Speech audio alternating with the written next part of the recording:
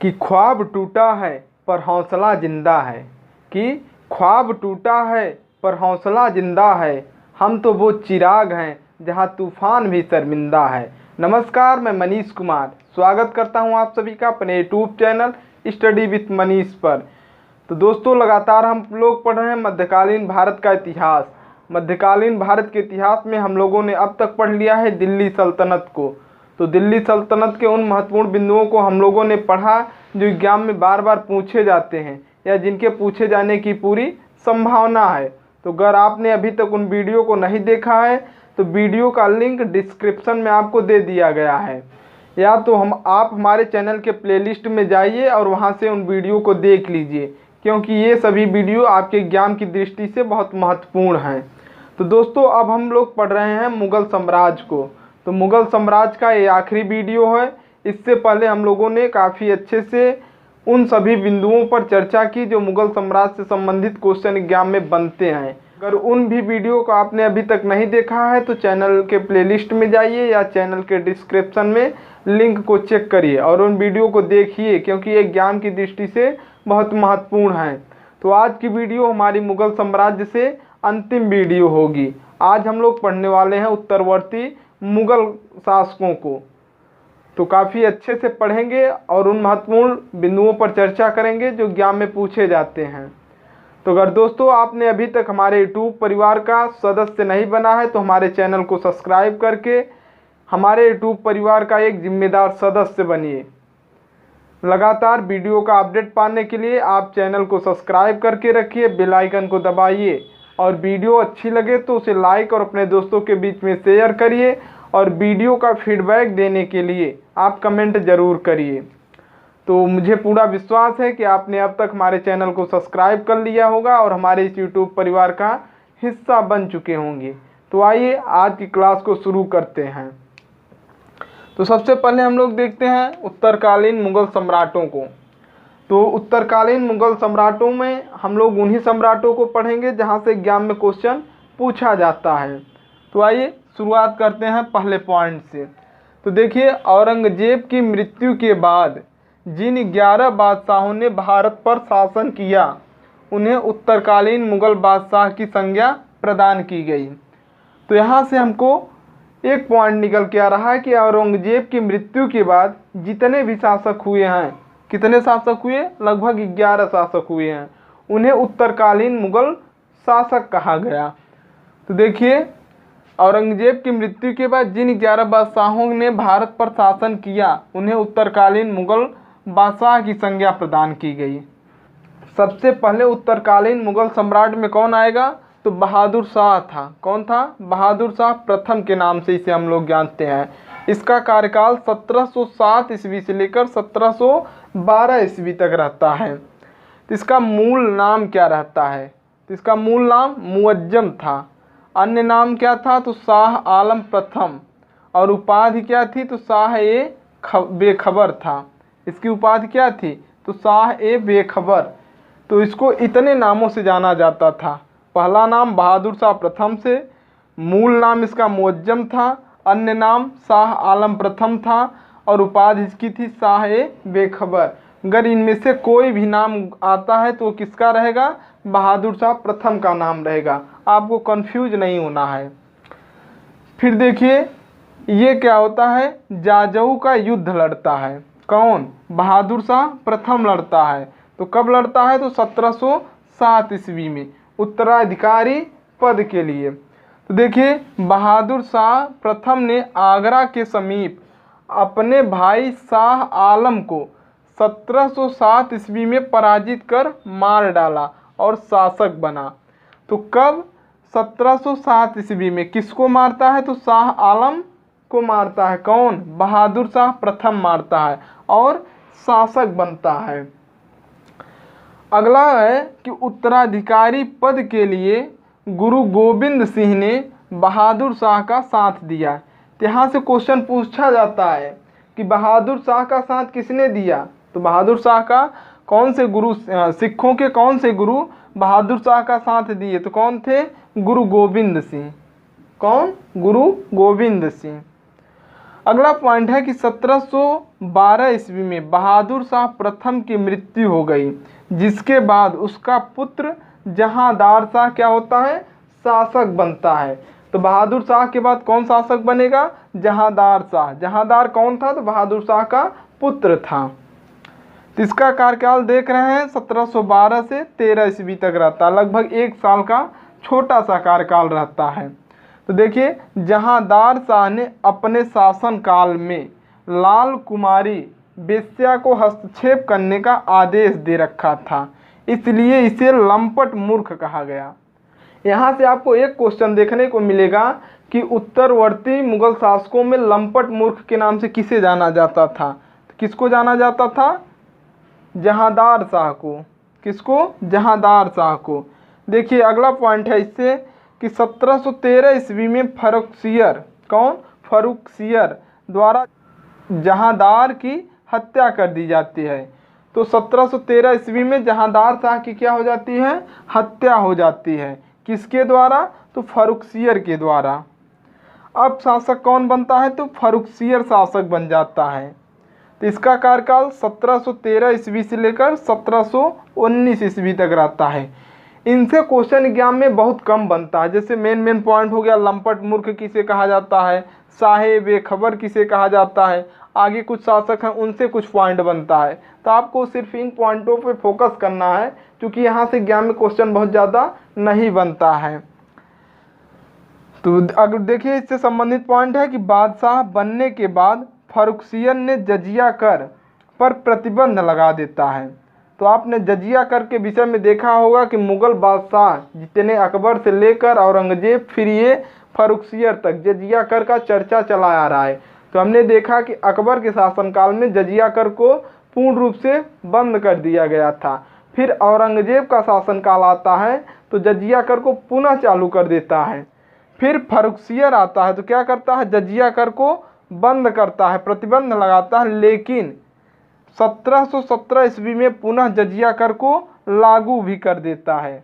मतलब 13 में आता है तो जजिया कर पे प्रतिबंध लगाता है और 4 साल के बाद 1717 ईस्वी में पुनः जजिया कर को लागू कर देता है। तो जजिया कर क्या था, तो जजिया कर एक जो हिंदुओं पे लगाया जाता था। अगला पॉइंट है कि फर्रुखसियर को घृणित कायर भी कहा जाता है। तो ये पॉइंट बड़ा महत्वपूर्ण है। इनका जो भी इनको उपाधि दी गई या इन्हें जिस नाम से पुकारा जाता था तो याद रखना बड़ा ज़रूरी है। तो देखिए, फर्रुखसियर को घृणित कायर कहा जाता है। क्या कहा जाता है, घृणित कायर। जहांदार शाह को क्या कहा जाता है, तो लंपट मूर्ख कहा जाता है। साहे बेखबर किसको कहा जाता है, तो बहादुर शाह प्रथम को कहा जाता है। तो कन्फ्यूजन नहीं होना चाहिए आपको, बारीकी से आप इनको याद रखिए। अगला पॉइंट है कि 1719 ईस्वी में सैयद बंधुओं ने इसका गला दबाकर हत्या कर दिया। तो देख रहे हैं फर्रुखसियर की हत्या कैसे होती है, तो सैयद बंधुओं द्वारा इसका गला दबा दिया जाता है। तो आप यहीं से अनुमान लगा सकते हैं कि ये कितने योग्य शासक थे। जब इन्हें अपनी खुद की रक्षा नहीं कर पा रहे तो उस समय जनता की रक्षा क्या कर रहे होंगे। तो अगला बादशाह जो हमारा आता है मोहम्मद शाह आता है। कौन सा, मोहम्मद शाह आता है। कब से कब तक, तो 1719 से लेकर 1748 ईस्वी तक। तो इससे संबंधित देखिए पॉइंट क्या है कि मोहम्मद शाह को रंगीला बादशाह कहा जाता था। भाई साहब, इन सब का नाम कुछ न कुछ जरूर पड़ा है, चाहे लंपट मूर्ख हो, चाहे साहिब खबर हो, चाहे रंगीला बादशाह हो, इन सब का नाम कुछ न कुछ जरूर है। तो यहीं से क्वेश्चन पूछा जाता है कि रंगीला बादशाह के नाम से किसको जाना जाता है। तो किसको जाना जाता है, मोहम्मद शाह को रंगीला बादशाह कहा जाता था। अगला पॉइंट है कि इसने जजिया कर को पूरी तरह से समाप्त कर दिया। अब जजिया कर मुगल साम्राज्य में सबसे अंतिम में समाप्त करने वाला कौन था, तो मोहम्मद शाह रंगीला था। देखिए, ये करनाल का युद्ध लड़ता है। तो करनाल का युद्ध, यह युद्ध नादिर शाह कहाँ का था, फारस का, फारस देश का शासक था। कौन, नादिर शाह। तो मोहम्मद शाह रंगीला के शासनकाल में भारत आता है और यह मोहम्मद शाह से युद्ध करता है। तो उस युद्ध को किस नाम से जाना जाता है, तो करनाल का युद्ध के नाम से। पॉइंट देखते हैं कि यह युद्ध नादिर शाह और मोहम्मद शाह के बीच में 1739 ईस्वी करनाल में हुआ था। तो करनाल कहाँ पे है? हरियाणा में है। तो यह करनाल का युद्ध किसके किसके बीच में होता है? तो नादिर शाह और मोहम्मद शाह के बीच में हुआ। कब हुआ? तो 1739 ईस्वी में। अगला पॉइंट है कि इस युद्ध में मोहम्मद शाह की पराजय हुई। करनाल के युद्ध में मोहम्मद शाह की पराजय हो जाती है और नादिर शाह ने इसे कैद कर लिया। फिर अगला है कि 15 दिनों तक दिल्ली पर शासन करने के बाद, किसका? 15 दिन तक नादिर शाह ने दिल्ली पर शासन करता है। उसके बाद तख्त-ए-ताउस, जो जिसे हम मयूर सिंहासन के नाम से जानते हैं, कोहिनूर हीरा तथा 70 करोड़ रुपए लेकर फारस चला जाता है और मोहम्मद शाह को छोड़ देता है। तो मोहम्मद शाह फिर से शासक बनता है, लेकिन देख रहे हैं कि पूरे भारत को लूट के चला जाता है एक तरह से। अगला पॉइंट है कि तख्त-ए-ताउस, मयूर सिंहासन पर बैठने वाला अंतिम मुगल बादशाह मोहम्मद शाह रंगीला था। तो ये क्वेश्चन पूछा जाता है, मुगल साम्राज्य का कौन सा शासक था जो मयूर सिंहासन पर बैठने वाला अंतिम बादशाह था? तो कौन था? मोहम्मद शाह रंगीला था। मयूर सिंहासन को बनवाया कौन था? तो शाहजहां ने बनवाया था। शाहजहां को जब हम लोगों ने पढ़ा तो उस समय मयूर सिंहासन के विषय में पढ़ा था, तो उसमें ये चर्चा हुई थी कि मयूर सिंहासन को किसने बनवाया? तो शाहजहां ने बनवाया। तो देख रहे हैं कि मोहम्मद शाह रंगीला के शासनकाल में मयूर सिंहासन को नादिर शाह लेके अपने देश फारस चला जाता है। अगला पॉइंट है कि बहादुर शाह द्वितीय या बहादुर शाह जफर, इसका दो नाम है, या तो आपको बहादुर शाह द्वितीय के नाम से मिलेगा या तो बहादुर शाह जफर के नाम से मिलेगा। तो 1837 से लेकर 58 ईस्वी तक इसका शासनकाल चलता है। मोहम्मद शाह रंगीला और बहादुर शाह जफर के बीच में छोटे छोटे शासक आते हैं, लेकिन वहाँ से क्वेश्चन नहीं बनता है, तो हम उन शासकों को नहीं पढ़ेंगे, क्योंकि हमें उन शासकों को पढ़ना है जहाँ से क्वेश्चन पूछा जाता है। तो बहादुर शाह से देखते हैं महत्वपूर्ण पॉइंट कौन कौन बनता है। तो यह अंतिम मुगल बादशाह था। तो ये पॉइंट तो बहुत महत्वपूर्ण हो जाता है। मुगल साम्राज्य का अंतिम बादशाह कौन था? तो कौन था? बहादुर शाह जफर था, या बहादुर शाह द्वितीय के नाम से जाना जाता है। अगला पॉइंट है कि 1857 ईस्वी की क्रांति में बहादुर शाह ने दिल्ली से नेतृत्व किया था। तो दिल्ली से नेतृत्व किसने किया? तो बहादुर शाह ने किया। इसी कारण 1758 ईस्वी में अंग्रेजों ने इसे रंगून भेज दिया। तो जब 1857 की क्रांति हुई तो इन्होंने दिल्ली से नेतृत्व किया और इसी में बहादुर शाह को क्या होता है? अंग्रेज कैद करके रंगून भेज देते हैं।